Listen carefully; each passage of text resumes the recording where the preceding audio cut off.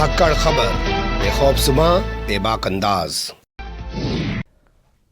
धाकड़ खबर के news room से मैं आपके साथ हूं अकरम रईस खान। कोर्ट संबंधित खबरों का ताजा बुलेटिन लेकर एक बार फिर से आपके सामने हाजिर हो गया हूं। आज के बुलेटिन में 6 अहम खबरें जिनसे आपको रूबरू कराने जा रहा हूं। लेकिन आगे बढ़ने से पहले बता देता हूं कि काफी दिनों बाद कोर्ट बुलेटिन आपके सामने रख रहा है धाकड़ खबर, वरना रोजाना 8:30 बजे रात को ये बुलेटिन आपके सामने रखता है। क्या करें, आजकल कुछ काम थोड़ा बढ़ा लिया है। जैसे किसानों का एक बुलेटिन करने लगे हैं शाम को 5 बजे, तो उसके लिए खबरें सर्च करनी पड़ती है, निकालनी पड़ती है, उसमें टाइम लग जाता है। दूसरा शाम को 6:30 बजे बंगाल की खबरों का एक बुलेटिन करने लगे हैं, तो उसमें भी घुसना पड़ता है। तो भाई जब वहाँ टाइम देंगे तो यहाँ टाइम कम हो जाएगा। लेकिन आप लोगों की एक डिमांड है बहुत ज़बरदस्त कोर्ट बुलेटिन को लेकर, उसी को ध्यान में रखते हुए कोशिश करेंगे कि अब रोज़ाना आपके सामने इस बुलेटिन को रख सकें। लेकिन आगे बढ़ने से पहले छोटी सी एक अपील है आपसे। अगर आप लोगों को लगता है कि हमारी जो दुकान है, मतलब पत्रकारिता है, वाकई में स्वतंत्र और निष्पक्ष रूप से काम करती है और वाकई में असल मुद्दों को उठाती है, तो आप लोग हमारी आर्थिक मदद कर सकते हैं। तरीका क्या है, डिस्क्रिप्शन में दिए गए लिंक पर क्लिक कर सकते हैं, वहाँ से हमारी आर्थिक मदद कर सकते हैं, या इसके अलावा जो डिस्प्ले पर फ़ोन पे, पेटीएम तमाम नंबर दिखाए जा रहे हैं उनके ज़रिए आप लोग हमारी आर्थिक मदद कर सकते हैं। चलते हैं पहली खबर की तरफ। पहली खबर सुप्रीम कोर्ट से आ रही है, काफ़ी महत्वपूर्ण खबर है। तांडव फिल्म को लेकर आज सुप्रीम कोर्ट में सुनवाई हुई, क्योंकि तांडव फिल्म की जो स्टार कास्ट है, जो प्रोड्यूसर हैं, डायरेक्टर हैं, वो तमाम लोग इस पूरे मामले को लेकर सुप्रीम कोर्ट पहुंचे थे। बता दें उनके खिलाफ देश भर के 6 राज्यों में बहुत सारी एफआईआर दर्ज हुई हैं। वो चाहते थे कि तमाम एफआईआर को जोड़कर एक जगह कर लिया जाए। जैसे अर्णब गोस्वामी को राहत दी गई थी, जैसे अमित देवगन को राहत दी गई थी, वैसे ही इकट्ठा कर लिया जाए और साथ ही उन मामलों में जो गिरफ्तारी उनकी की जा सकती है उस पर सुप्रीम कोर्ट रोक लगा दे। लेकिन सुप्रीम कोर्ट ने उन्हें फिलहाल कोई राहत देने से इनकार कर दिया। कहा कि ना तो अभी वो रोक लगाएगा और ना ही वो इन तमाम एफआईआर को एक जगह कलेक्ट कर किसी एक मामले में एक जगह से सुनवाई का कोई आदेश देगा। इस मामले में वैसे 6 राज्यों की सरकारों को नोटिस जारी कर दिया गया है। वहां से जब जवाब आएगा तो अगली सुनवाई होगी। फिलहाल सुप्रीम कोर्ट के जस्टिस अशोक भूषण, आर सुभाष रेड्डी और इसके अलावा जस्टिस एम.आर. शाह की बेंच इस पूरे मामले को सुन रही थी। उसने कोई राहत नहीं दी है, गिरफ्तारी पे रोक नहीं लगाई है। बता दें आपको, इससे पहले बॉम्बे हाई कोर्ट इन लोगों की गिरफ्तारी पर रोक लगा चुका है 3 हफ्ते के लिए, क्योंकि उत्तर प्रदेश पुलिस इनको गिरफ्तार करने के लिए मुंबई पहुंची थी। उसी दौरान ये बॉम्बे हाईकोर्ट चले गए थे, तो बॉम्बे हाईकोर्ट ने इनको राहत दे दी थी। लेकिन अब जब देश भर के कई राज्यों में इन पे मुकदमे दर्ज हो गए हैं तो ये सुप्रीम कोर्ट पहुंचे। लेकिन सुप्रीम कोर्ट ने फिलहाल इनको कोई राहत देने से इनकार कर दिया है। अमेजॉन कंपनी के जो इंडिया के हेड हैं वो भी इस पूरे मामले में सुप्रीम कोर्ट पहुंचे थे, उन्हें भी कोई राहत नहीं मिल पाई है। अलबत्ता कोर्ट ने एक बात कही है कि जहां जहां एफआईआर दर्ज हुई है वहां की संबंधित अदालतों में ये लोग चाहें तो जमानत ले सकते हैं। वो जमानत लेने पर किसी तरीके की कोई रोक नहीं है। लेकिन बड़ा सवाल ये कि जब अर्णब गोस्वामी को राहत दी गई, जब राहत दी गई अमित देवगन को, तो इन लोगों को क्यों राहत नहीं दी गई? हो सकता है जो नोटिस जारी हुए हैं उसके बाद जवाब आए और उसके बाद कोर्ट कोई फैसला इस मामले में सुनाए। और लेकिन यहाँ ये कहा कि धार्मिक भावनाओं को हाथ करने की इजाज़त नहीं दी जा सकती है। ये अपने आप में बहुत बड़ी टिप्पणी है, यानी कि कोर्ट भी मान रहा है कि इनकी फिल्म से जो है धार्मिक भावनाएं आहत हुई हैं। देखना दिलचस्प होगा अगली सुनवाई में क्या होता है। अगली खबर का रुख कर लेते हैं। बॉम्बे हाईकोर्ट के फैसले पर सुप्रीम कोर्ट ने लगा दी है रोक। इस फैसले के बारे में जितनी चर्चा की जाए उतनी कम है, लेकिन क्या करें, आजकल जब कोर्ट बुलेटिन कर ही नहीं रहे हैं तो खबरें आप तक पहुंच भी नहीं रही होंगी। और भोंपू मीडिया और उसके दलाल चाटुकार दंगाई पत्रकारों को तो कुछ काम रहा नहीं है। एक झंडे वाली तस्वीर लाल किले से आ गई है, बस उसी को सारे दिन दिखाना है और अपना बाजा बजाना है, अपनी भोंपूगिरी करनी है। खबर क्या थी थोड़ा सा पहले वो जान लीजिए, फिर आज के बारे में बताएंगे सुप्रीम कोर्ट में हुआ क्या। सोमवार को बॉम्बे हाईकोर्ट की नागपुर बेंच की एक जस्टिस हैं जिनका नाम है पुष्पा गनेदी वाला, वो एक फैसला सुनाती हैं और वो कहती हैं कि 39 साल का जो शख्स है जिसको निचली अदालत ने यानी कि जिला अदालत ने दोषी माना है एक 12 साल की बच्ची के साथ बदसलूकी करने का, और उसमें पोस्को की जो धारा है उसके तहत उसको दोषी माना है, उसको सज़ा सुनाई है, वो धारा उस पर लागू नहीं होती है, वो उसका अपराधी साबित नहीं होता, क्योंकि उसने लड़की का जो है कपड़े उतार के उसके बदन को नहीं छुआ है, उसकी स्किन को नहीं छुआ है, मतलब उसके जो स्तन हैं, छातियां हैं, उनको नहीं छुआ। स्पष्ट तरीके से मैं आपको बता रहा हूँ, ऐसे समझ लीजिए। तो इसको आधार बना के उसको बरी कर दिया। इस फैसले को लेकर यूथ बार एसोसिएशन के लोग सुप्रीम कोर्ट पहुंच गए। सुप्रीम कोर्ट में इस पूरे मामले को उन्होंने दाखिल कर दिया और कहा कि बॉम्बे हाई कोर्ट की नागपुर बेंच का ये फैसला ये तो अपने आप में जो है बहुत सारे सवाल खड़ा कर रहा है। और इन जज साहिबा ने एक पैराग्राफ में जो ऑर्डर का है उसमें इस बच्ची का नाम भी खोल दिया, जबकि बच्ची दलित समाज से आती है, नाबालिग है, वैसे भी नाम नहीं खोलना चाहिए, लेकिन एससी समाज से आती है, फिर भी उसका नाम खोल दिया गया। तो ये तमाम पूरे मामले को सुप्रीम कोर्ट में सीजेआई ऐसे बोबड़े की बेंच ने सुना और सुनने के बाद उन्होंने अटॉर्नी जनरल से कहा कि आप इस मामले को गंभीरता से देखिए, इसमें एक पिटीशन तैयार कीजिए और हमारे सामने दाखिल कीजिए। अब देखना दिलचस्प होगा अटॉर्नी जनरल इस पूरे मामले को लेकर सुप्रीम कोर्ट के सामने कैसे जाते हैं, लेकिन सवाल क्या पैदा हो गया वो देखिए। ऐसे तो सड़क चलते बहुत सारे लोग लड़कियों के साथ बदतमीजी करते हैं, तो क्या कपड़े उतार के उनकी स्किन को छुएंगे तब एफआईआर दर्ज होगी? कपड़े उतारे बगैर अगर कोई स्किन को छू रहा है, उनके साथ बदतमीजी कर रहा है, उनके जो निजी अंगों से छेड़छाड़ कर रहा है, तो उसको अपराध नहीं माना जाएगा। पर क्या कह सकते हैं, अब जज साहिबा हैं, महिला होने के बाद भी उन्होंने इस तरीके का आदेश दिया। यहां देखना दिलचस्प होगा कि सुप्रीम कोर्ट जिसने फिलहाल उस आदेश पर रोक लगा दी और उस शख्स को रिहा करने पे, बरी करने पे भी रोक लगा दी है, वो इस मामले में अब आगे क्या फैसला सुनाएंगे और क्या इन जज साहिबा के खिलाफ भी कोई फैसला सुनाया जाएगा। इसलिए मैं कह रहा हूं कि इस खबर पर जितनी बहस होनी चाहिए, जितनी बातचीत होनी चाहिए, वो जो है कम है। क्या करें, भोपू मीडिया है, वो अपने काम में लगा है। अगली खबर का रुख कर लेते हैं। सुप्रीम कोर्ट में एक बार फिर से टल गई है आईपीएस संजीव भट्ट पर सुनवाई, लेकिन इस बार ये सुनवाई कितने दिन के लिए टली है ये पहले जान लीजिए, फिर बताएंगे कि इससे पहले सुनवाई कब टली थी। फिलहाल ये सुनवाई 6 हफ्ते के लिए यानी कि लगभग 1.5 महीने के लिए सुनवाई को टाल दिया गया। इससे पहले 22 जनवरी को केस लगा था, उस वक्त भी वकील जो हैं पेश हुए, कहा कि साहब सीनियर वकील की तबीयत खराब है, वो नहीं आ पाएंगे, तो आज 27 तारीख के लिए लगा दिया। आज 27 तारीख को सुप्रीम कोर्ट के जो जस्टिस हैं Ashok Bhushan, justice M R Shah, justice R Subhash Reddy, ये तीनों की मिला के एक बेंच बनी हुई है, बहुत सारे मामले इनके सामने हैं, तो इनके सामने ये पहुंचा। लेकिन एडवोकेट कपिल सिब्बल ने कहा साहब इस पर बाद में सुनवाई कीजिए, हम चाहते हैं इस मामले की सुनवाई अभी फिलहाल टाल दीजिए।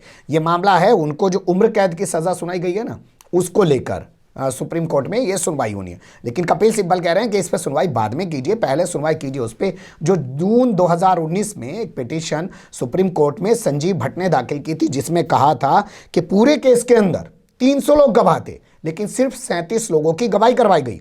बाकी 200 कुछ जो गवाह बचे 263 के आसपास, उनकी गवाही नहीं कराई गई और फिर भी जजमेंट सुना दिया गया और उनको उम्र कैद की सजा सुना दी गई। तो पहले इस पर सुनवाई होनी चाहिए, क्योंकि ये कानूनी तौर पर गलत किया है निचली अदालत ने, और निचली अदालत के बाद हाई कोर्ट ने भी इस पर नोटिस नहीं लिया, वो भी इसको गंभीरता से नहीं ले रहे, तो सुप्रीम कोर्ट को इस पर लेना चाहिए, तो सुप्रीम कोर्ट ने भी खारिज कर दिया।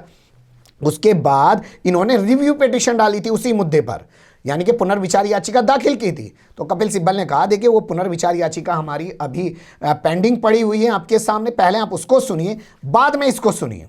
तो इसके चलते ये सुनवाई को टाल दिया गया है। अब देखना दिलचस्प होगा कि सुप्रीम कोर्ट क्या उस पुनर्विचार याचिका पर पहले सुनवाई करता है या 6 हफ्ते बाद फिर इसी पे सुनवाई करेगा। और उस पुनर्विचार याचिका पे सुनवाई करता है तो ये चीज़ बड़ी महत्वपूर्ण होगी कि 300 गवाहों में से सिर्फ 37 गवाहों की गवाही ही क्यों कराई गई है। कपिल सिब्बल का ये भी कहना महत्वपूर्ण है कि जिस शख्स की मौत के आरोप में कहा जा रहा है कि वो हिरासत में मर गया, वो हिरासत में नहीं मरा, वो तो 7 दिन बाद अपने घर पर जाके मरा है। ऐसे मामले में एक IPS ऑफिसर को उम्र कैद की सजा कैसे सुनाई जा सकती है? इसलिए जो ट्रायल हुआ है निचली अदालत में उस पर बात होना सुप्रीम कोर्ट में बेहद ज़रूरी है। बता दें आपको, संजीव भट्ट एक देश की जाने माने IPS ऑफिसर हैं। जिस वक्त गुजरात में दंगे हो रहे थे, नरेंद्र मोदी वहाँ पे मुख्यमंत्री थे, इन्होंने नरेंद्र मोदी की भूमिका पर सवाल खड़ा कर दिया था। अब बंजारा तो ये है नहीं कि इनको इनाम से नवाजा जाएगा, ये तो संजीव भट्ट हैं, तो इनको तो जेल मिलेगी ही, ये लोगों का ऐसा कहना है। इस मामले को लेकर जब से बाइडन राष्ट्रपति बने हैं अमेरिका के, वहाँ से भी आवाज़ें उठ रही हैं कि संजीव भट्ट को रिहा किया जाना चाहिए। लेकिन 6 हफ्ते बाद जब इस मामले में अगली सुनवाई होगी, हम नजर बनाए रखने की कोशिश करेंगे। फिलहाल अगली खबर का रुख कर लेते हैं। ट्रैक्टर परेड के दौरान हुए बवाल की जांच करे कोई निष्पक्ष आयोग, ये मांग करते हुए एक एडवोकेट महोदय हैं, वो पहुंच गए सुप्रीम कोर्ट। नाम है उनका विशाल तिवारी और उन्होंने एक पिटीशन सुप्रीम कोर्ट में दाखिल कर दी है, जिस पर सुप्रीम कोर्ट आजकल परसों जब भी चाहे जब वक्त लगे उस पर सुनवाई कर सकता है। वो सुनवाई करके क्या आदेश देगा, क्योंकि उससे पहले ही आज की खबर है कि 22 से ज़्यादा एफआईआर दर्ज की जा चुकी हैं और जितने तमाम नेता सरकार से मिलने जाते थे, 40 के 40 नेता हैं, चाहे योगेंद्र यादव हो, चाहे दर्शनपाल सिंह हो, जितने भी तमाम नेता हैं, राकेश टिकैत, तो सब पे एफआईआर की जा चुकी है और अभी तक खबर यह है कि 200 से ज़्यादा लोगों को गिरफ्तार किया जा चुका है। तो ये तमाम कार्रवाई को देखते हुए क्या सुप्रीम कोर्ट कहेगा ठीक है भाई हम निष्पक्ष आयोग बना देते हैं, या पुलिस तो इस मामले में जांच कर ही रही है, ये अपने आप में बहुत बड़ा सवाल होगा। इसके अलावा कल ये खबर आई थी कि किसी शख्स ने एक पत्र लिख दिया है सीजेआई यानी कि चीफ जस्टिस ऑफ इंडिया को और कहा है कि साहब दिल्ली में जो कुछ हुआ इसमें आप स्वतः संज्ञान लीजिए और इस मामले को सुनिए। अगली खबर का रुख कर लेते हैं। अर्णब गोस्वामी ने इंडियन एक्सप्रेस अखबार को ना नोटिस भेज दिया है जी। अगर आपको नहीं पता है, ये खबरें वैसे आपको मिलेंगी नहीं, मोमू मीडिया के दलाल चाटू का दंगाई पत्रकार नहीं बताएंगे। अर्णब गोस्वामी भी नहीं बता रहा इस खबर को, क्योंकि उसे भी लग रहा है कि चुपचाप नोटिस भेज के डरा दूं अखबार वालों को, और वे डर जाए, अपना खामोशी से रह जाएं। अगर मैं ज़्यादा ची पौ करूंगा तो चिल्लाऊंगा, हो सकता है वार उल्टा ही पड़ जाए, क्योंकि उस अखबार का नाम इंडियन एक्सप्रेस है और वो अपनी पत्रकारिता के लिए आज इस देश में जाना पहचाना जाता है। देश ही नहीं पूरी दुनिया में लोग उसकी पत्रकारिता को सलाम करते हैं। बहुत सारे लोग शाम को जो आप देखते हैं ना, बहुत सारे यूट्यूब पे बैठे हैं, बड़े बड़े सीनियर पत्रकार हैं, उनकी पत्रकारिता पता कहाँ से चलती है? इंडियन एक्सप्रेस से चलती है। वहीं से पढ़ते हैं और शाम को आपके सामने बोल देते हैं और वहीं से उनकी पत्रकारिता जिंदा होती है। तो वो अखबार है इंडियन एक्सप्रेस। किस मामले में नोटिस भेजा है वो देख लीजिए और क्या आरोप लगाया है वो भी देख लीजिए। पत्रकारिता की नैतिकता का हनन किया है आपने, पत्रकारिता की नैतिकता का हनन। ये बात कौन कह रहा है? Arnab Goswami, Republic TV. पत्रकारिता की नैतिकता का हनन करने का आरोप लगाते हुए रिपब्लिक टीवी यानी कि अर्णब गोस्वामी ने 25 जनवरी को एक नोटिस जारी कर दिया है। कहा कि आपने जो 25 जनवरी को खबर छापी है अपने अखबार में, जिसमें लिखा बार्क के जो चेयरमैन हैं पार्थोदास गुप्ता, उन्होंने बताया है कि 40 लाख रुपए अर्णब गोस्वामी ने उनको दिए हैं टीआरपी घोटाला करने के लिए। ये झूठा है जी, आप कैसे छाप सकते हो ऐसे? इससे हमारे अर्णब गोस्वामी की जो है इमेज खराब हुई है, हमारे चैनल की इमेज खराब हुई है, उसको नुकसान पहुंचा है। बताइए, इनको इमेज की फिक्र हो रही है जिनके ऊपर लंदन में भी 20,000 पाउंड का जुर्माना लग रहा है। कहावत है ना देसी, नकटे की नाक कटी चार बिलांद और बड़ी, घटती तो है नहीं इनकी। कहते हैं ना जिसकी उतर की लोई उसका क्या करेगा कोई। नंगे होकर सबके सामने घूम रहे और कह रहे हैं कि साहब हमारी जो है इमेज खराब हो रही है।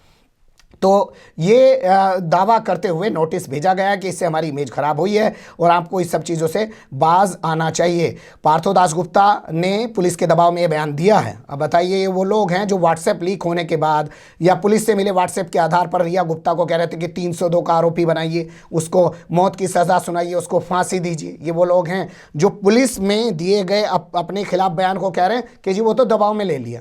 तो भैया और सब जगह जो हैं वो बगैर दबाव के पुलिस बयान ले लेती है।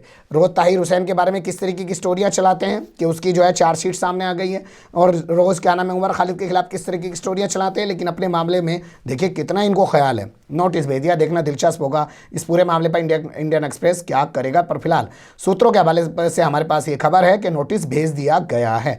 अगली और आखिरी खबर का रुख कर लेते हैं। काफ़ी महत्वपूर्ण खबर है, कुछ सीखिए, क्योंकि कुछ लोग जो वाकई में लड़ना जानते हैं अपने अधिकारों के प्रति, वो वाकई में कुछ करना भी जानते हैं। कन्फर्म ऑर्डर रद्द करने पर अमेजॉन पर 40,000 रुपये का जुर्माना लगाया गया। कन्फर्म ऑर्डर रद्द करने पर अमेजॉन पर जो ई कॉमर्स कंपनी है 40,000 रुपये का जुर्माना लगाया गया है। ओडिशा राज्य उपभोक्ता विवाद निवारण आयोग ने ये जुर्माना अमेजॉन इंडिया पर लगाया और उससे कहा है कि आगे से वो अपने व्यवहार में सुधार करे, इस तरीके के फालतू ऑफर ना दे, और अगर ऑफर दे तो बाद में उनको रद्द करने की कोशिश ना करे। ये जो ग्राहक और कंपनी के बीच का कॉन्ट्रैक्ट है उसके नियमों का उल्लंघन है। 2014 का एक मामला था। 23,499 रुपये का एक लैपटॉप था। अमेजॉन कंपनी ने ऑफर निकाल दिया कि साहब 190 रुपये में लैपटॉप आपको मिल जाएगा।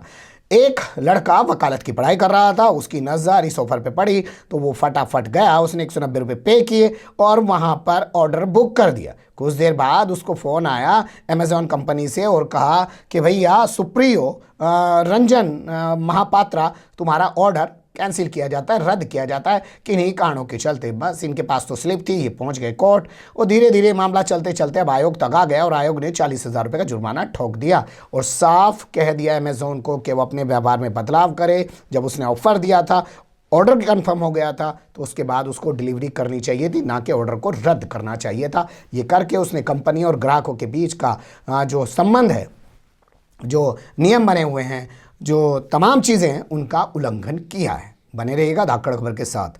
फिलहाल कमेंट्स के रूप में आप लोग अपनी राय दे सकते हैं, खबर को लाइक कर सकते हैं, चैनल को सब्सक्राइब कर सकते हैं और ज़्यादा से ज़्यादा हमारी खबरों को शेयर कर सकते हैं।